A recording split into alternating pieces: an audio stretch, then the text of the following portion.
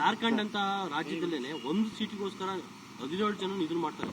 ಆದ್ರೆ ಇಲ್ಲಿ ನಿಮ್ಮ 64 ಜನ ಕ್ಯಾಂಡಿಡೇಟ್ ಇದ್ರೂ ಸಹ ನೀವು ನಿಮ್ಮ ಪ್ರಕಾರ ಅಧಿಕೃತವಾಗಿ ಕ್ರಾಸ್ ವೋಟಿಂಗ್ ಆಗುತ್ತೆ ಅಂದ್ರೆ ಏನ್ ಸರ್ ಅರ್ಥ?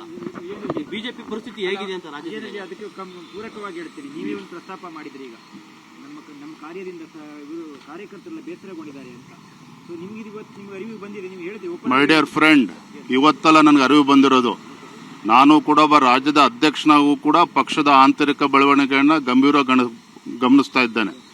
ನಾನೊಬ್ಬ ಕಾರ್ಯಕರ್ತನಾಗಿ ಇವತ್ತು ಮಾತನಾಡ್ತಾ ಇದ್ದೇನೆ. ರಾಜ್ಯದ ಭಾಜಪದ ಅಧ್ಯಕ್ಷಗೂ ಕೂಡ ನಾನು ಮಾತನಾಡ್ತಾ ಇದ್ದೇನೆ. ನಾನು ಭಾಜಪ ಅಧ್ಯಕ್ಷ ಅನ್ನೋದಕ್ಕಿಂತ ಮುಂಚಿತವಾಗಿ ನಾನು ಭಾರತೀಯ ಜನತಾ ಪಾರ್ಟಿ ಕಾರ್ಯಕರ್ತ. ಹಾಗಾಗಿ ಕೆಲವು ಬೆಳವಣಿಗೆಗಳು ನನಗೂ ಕೂಡ ಬೇಸರ ಇದೆ.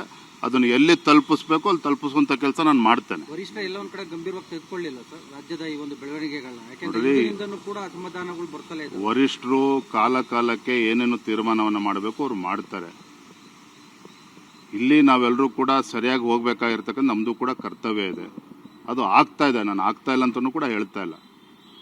ಆದರೆ ಇಂಥ ಮಹತ್ವವಾಗಿರ್ತಕ್ಕಂಥ ಚುನಾವಣೆಯಲ್ಲಿ ನಮ್ಮ ಶಾಸಕರುಗಳಿಗೆ ನಡ್ಕೊಳ್ತಾರೆ ಅಂತೇಳಿ ನಮ್ಗೆ ಯಾರಿಗೂ ಕೂಡ ಕಲ್ಪನೆಯೂ ಕೂಡ ಇರಲಿಲ್ಲ. ಹಾಗಾಗಿ ನಾನು ಮತ್ತೆ ಹೇಳ್ತಾ ಇದ್ದೇನೆ, ನಾನು ಇವತ್ತು JDS ಪಕ್ಷಕ್ಕೂ ಕೂಡ ಅವ್ರಿಗೂ ಕೂಡ ವರಿಷ್ಠರು ನೋವಾಗಿದೆ, ನಮಗೂ ಕೂಡ ನೋವಾಗಿದೆ. ಇದನ್ನ ಎಲ್ಲಿ ಮಾತನಾಡಬೇಕು ಅದನ್ನ ಮಾತಾಡ್ತೇನೆ. ಜಾರ್ಖಂಡ್ ಅಂತ ರಾಜ್ಯದಲ್ಲೇನೆ ಒಂದು ಸೀಟಿಗೋಸ್ಕರ 17 ಜನ ಇದನ್ನು ಮಾಡ್ತಾರೆ. ಆದ್ರೆ ಇಲ್ಲಿ ನಿಮ್ಮ 64 ಜನ ಕ್ಯಾಂಡಿಡೇಟ್ ಇದ್ರೂ ಸಹ ನೀವು ನಿಮ್ಮ ಪ್ರಕಾರ ಅಧಿಕೃತವಾಗಿ ಕ್ರಾಸ್ ವೋಟಿಂಗ್ ಆಗುತ್ತೆ ಅಂದ್ರೆ ಏನ್ ಸರ್ ಅರ್ಥ?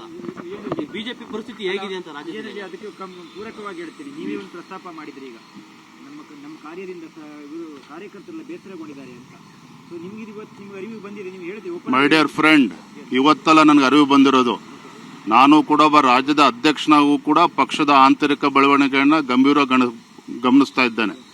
ನಾನೊಬ್ಬ ಕಾರ್ಯಕರ್ತನಾಗಿ ಇವತ್ತು ಮಾತನಾಡ್ತಾ ಇದ್ದೇನೆ. ರಾಜ್ಯದ ಭಾಜಪದ ಅಧ್ಯಕ್ಷಗೂ ಕೂಡ ನಾನು ಮಾತನಾಡ್ತಾ ಇದ್ದೇನೆ. ನಾನು ಭಾಜಪ ಅಧ್ಯಕ್ಷ ಅನ್ನೋದಕ್ಕಿಂತ ಮುಂಚಿತವಾಗಿ ನಾನು ಭಾರತೀಯ ಜನತಾ ಪಾರ್ಟಿ ಕಾರ್ಯಕರ್ತ. ಹಾಗಾಗಿ ಕೆಲವು ಬೆಳವಣಿಗೆಗಳು ನನಗೂ ಕೂಡ ಬೇಸರ ಇದೆ.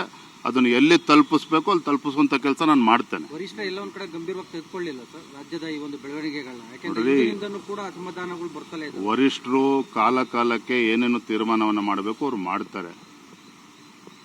ಇಲ್ಲಿ ನಾವೆಲ್ಲರೂ ಕೂಡ ಸರಿಯಾಗಿ ಹೋಗ್ಬೇಕಾಗಿರ್ತಕ್ಕಂಥ ನಮ್ದು ಕೂಡ ಕರ್ತವ್ಯ ಇದೆ. ಅದು ಆಗ್ತಾ ಇದೆ, ನಾನು ಆಗ್ತಾ ಇಲ್ಲ ಅಂತಲೂ ಕೂಡ ಹೇಳ್ತಾ ಇಲ್ಲ. ಆದರೆ ಇಂಥ ಮಹತ್ವವಾಗಿರ್ತಕ್ಕಂಥ ಚುನಾವಣೆಯಲ್ಲಿ ನಮ್ಮ ಶಾಸಕರುಗಳಿಗೆ ನಡ್ಕೊಳ್ತಾರೆ ಅಂತೇಳಿ ನಮ್ಗೆ ಯಾರಿಗೂ ಕೂಡ ಕಲ್ಪನೆಯೂ ಕೂಡ ಇರಲಿಲ್ಲ. ಹಾಗಾಗಿ ನಾನು ಮತ್ತೆ ಹೇಳ್ತಾ ಇದ್ದೇನೆ, ನಾನು ಇವತ್ತು JDS ಪಕ್ಷಕ್ಕೂ ಕೂಡ ಅವ್ರಿಗೂ ಕೂಡ ವರಿಷ್ಠರು ನೋವಾಗಿದೆ, ನಮಗೂ ಕೂಡ ನೋವಾಗಿದೆ. ಇದನ್ನ ಎಲ್ಲಿ ಮಾತನಾಡಬೇಕು ಅದನ್ನ ಮಾತಾಡ್ತೇನೆ.